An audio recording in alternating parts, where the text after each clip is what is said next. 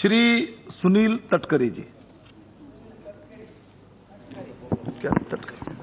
Thank you very much, sir, for giving me an opportunity on the Indian Medical Council Amendment Bill 2019.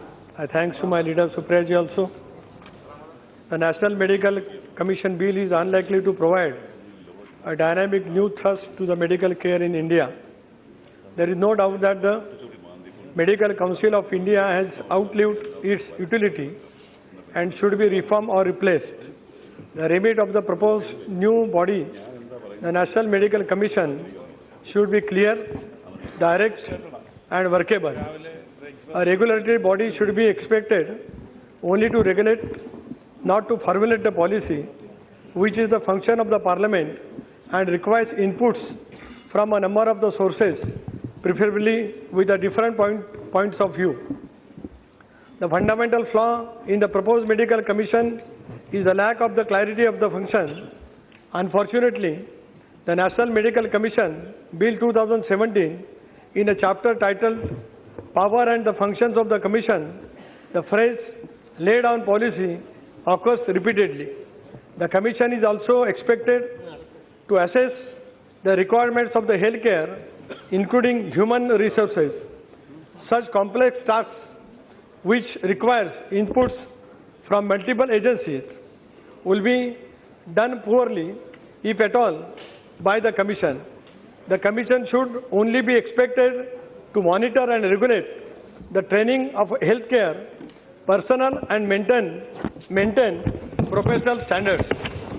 Sir, I would like to add, especially in 2006, the WHO identified the India among us 57 countries facing a critical shortage of the health workforce. Doctor-patient ratio in India is 1:2000 instead of 1,000 people, norm of the WHO. Inequitable presence of the doctors, lack of doctors in the rural areas, prevalence of the quacks, unqualified medical practitioners. For the example, 2% of the providers of the modern medicines in rural areas do not have a medical qualification. Since 2010, the Medical Council of India has been surrounded by controversy when the president of the council was accused of corruption and bribery while granting the permission to a medical college. Parliamentary Committee in report 2016 revealed that the Medical Council of India was largely responsible for the corruption in healthcare.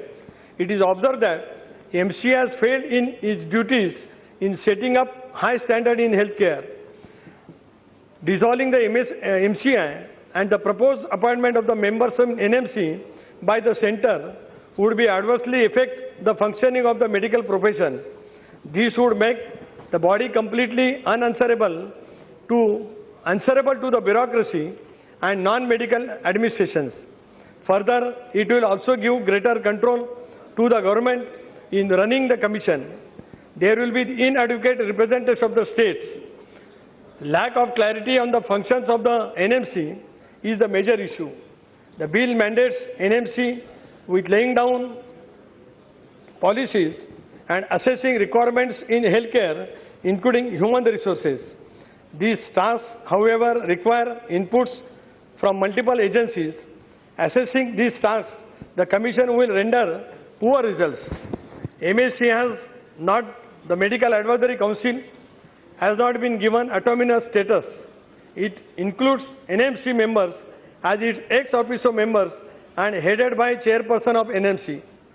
Critics are of the opinion that the views and the suggestion of MSc are expected to be prejudiced. NEET, that is what much of my colleagues have expressed their feelings.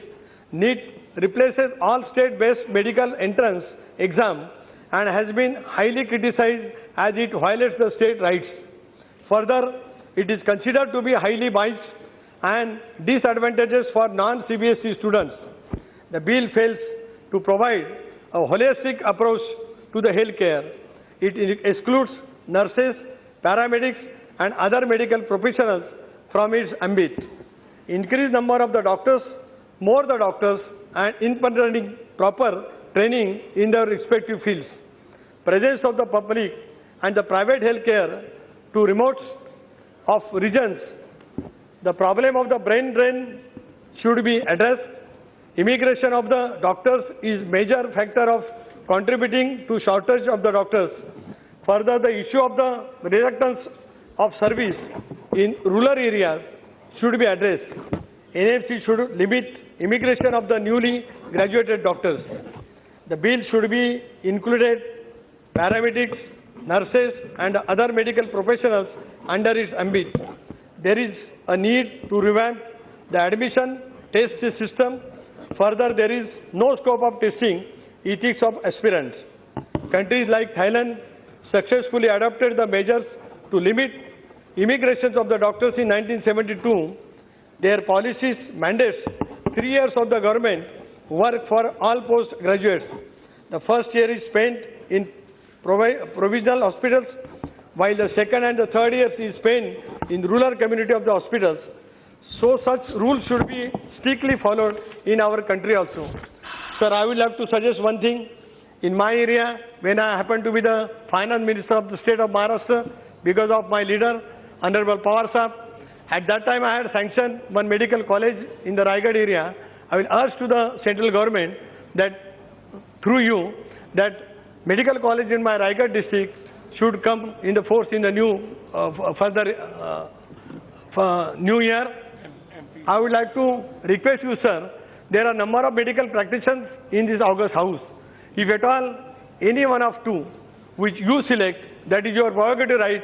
If at all the members of the parliament are appointed in this council, will be also better for the future of this medical council. Thank you very much. Jai Hind, Jai Maharashtra. Thank you. Shri K.G. Nani, Shri